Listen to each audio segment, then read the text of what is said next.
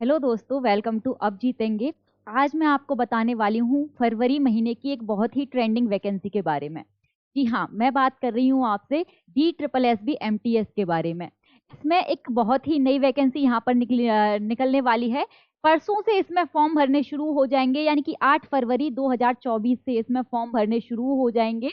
अगर मैं बात करूं DSSB की, तो DSSB के बारे में आप सभी को पता ही होगा। Delhi subordinate services selection board इसकी फुल फॉर्म है। इसमें MTS की भर्ती यहाँ पर निकलने वाली है परसों से, यानी कि 8 फरवरी 2024 से इसमें फॉर्म भरने शुरू हो जाएंगे। और फॉर्म भरने की जो लास्ट डेट यहाँ पर रहने वाली है वो रहने वाली है आपकी 8 मार्च 2024, यानी कि एक महीने का इसमें आपको टाइम मिलने वाला है।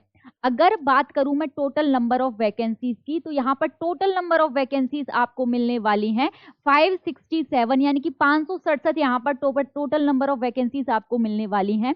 तो अगर आपने 10th कर लिया है, हाई स्कूल कर लिया है, तो ये वैकेंसी आपके लिए बहुत ही बेहतरीन रहने वाली है। मौका ना चूकें, जबरदस्त अपनी तैयारी करें। और अब जीतेंगे भी इसके लिए एक टारगेट बैच शुरू करने वाला है। तो अगर आप वाकई जॉब पाना चाहते हैं इस साल, तो इस बैच में जाकर जुड़ जाएं। बिल्कुल इस एग्जाम के लिए ही आपको पढ़ाया जाएगा, तो सारी तैयारी वहां से आप बिल्कुल बेहतरीन तरीके से कर सकते हैं। अब मैं बता देती हूँ आपको कुछ इस वैकेंसी के बारे में। तो जैसा कि मैंने आपको बताया है, टोटल नंबर ऑफ वैकेंसीज जो आपको मिलने वाली हैं यहाँ पर, वो मिलने वाली हैं 567। अलग अलग डिपार्टमेंट में अलग अलग नंबर ऑफ वैकेंसीज आपको यहाँ पर मिलने वाली हैं। जैसे मैं अगर बात करूं सबसे पहले आपसे विमेन एंड चाइल्ड डेवलपमेंट, तो यहाँ पर आपको 194 वैकेंसी मिलने वाली है। इसके बाद अगर मैं बात करूं सोशल वेलफेयर की, तो यहाँ पर 99 वैकेंसी आपको मिलने वाली है।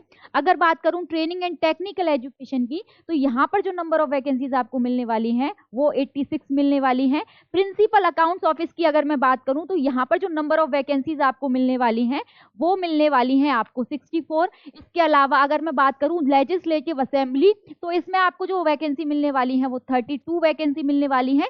ऐसे ही अलग अलग डिपार्टमेंट में यहाँ पर अलग अलग नंबर ऑफ वैकेंसीज आपको मिलने वाली हैं। जैसे आप देख सकते हैं यहाँ पर, जैसे कि ये वाला डिपार्टमेंट है आपका दिल्ली आर्चिव्स, तो यहाँ पर जो आपको वैकेंसी मिलने वाली है वो 3 वैकेंसीज डिपार्टमेंट में मिलेंगी।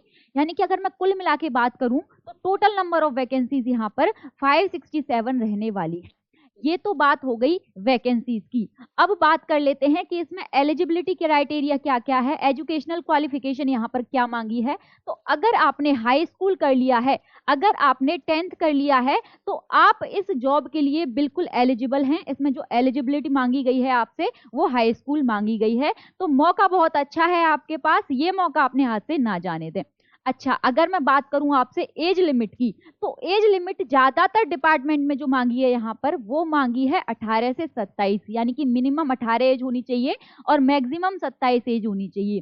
कुछ डिपार्टमेंट में 18 से 25 आपको एज दे रखी है, लेकिन ज्यादातर जो डिपार्टमेंट्स हैं उन सभी में 18 से 27 एज यहाँ पर दे रखी है। तो अगर आप इसके बीच में लाया करते हो, तो आपके पास ये जॉब पाने का बहुत अच्छा ऑफर है। और खासकर दिल्ली वालों के लिए, दिल्ली वालों के लिए तो ये बहुत अच्छा मौका है, क्योंकि जिंदगी भर आपको दिल्ली में रह के ही जॉब करनी पड़ेगी, आपको कहीं जाने की जरूरत नहीं है।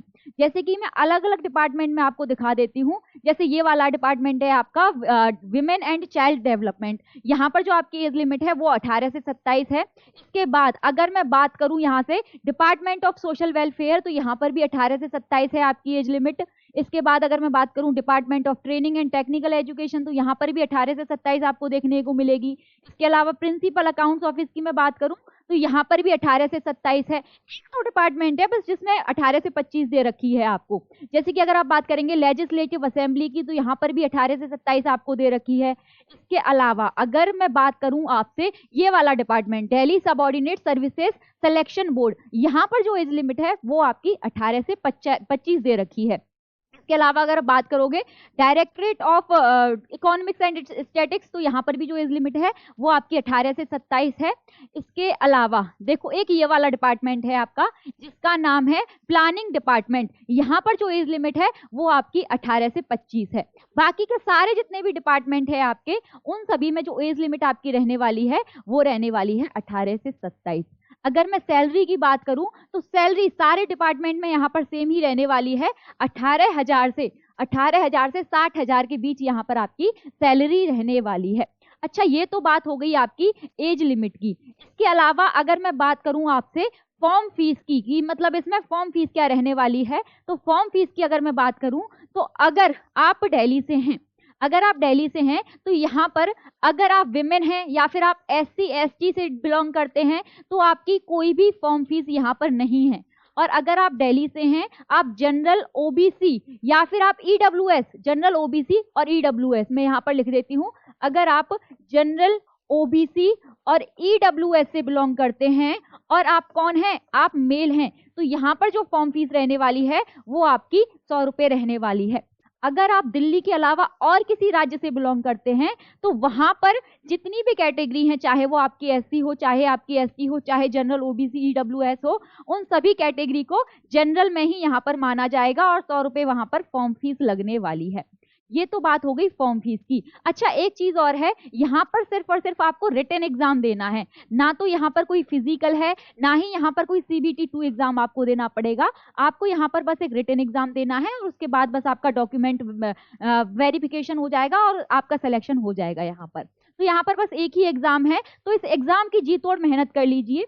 अगर मैं बात करूं आपसे एग्जाम पैटर्न की, तो एग्जाम पैटर्न जो यहाँ पर आपका रहने वाला है वो रहने वाला है, आपको 2 घंटे का यहाँ पर टाइम मिलेगा, 200 नंबर ऑफ क्वेश्चंस मिलेंगे और एक क्वेश्चन के लिए आपको 1 नंबर यहाँ पर मिलेगा। ठीक है, 200 क्वेश्चन मिलने वाले हैं और एक क्वेश्चन के लिए 1 नंबर मिलेगा, यानी कि 200 नंबर का आपका पेपर होने वाला है। अगर बात करूं मैं आपसे सब्जेक्ट वाइज, तो सब्जेक्ट वाइज जो यहाँ पर रहने वाले हैं, तो 40 नंबर की आपकी यहाँ से जनरल अवेयरनेस यहाँ पर आने वाली है। इसके अलावा 40 नंबर की आपकी general intelligence and reasoning ability, यानी कि जो मैथमेटिक वाला, जो रीजनिंग वाला हिस्सा है वो आने वाला है।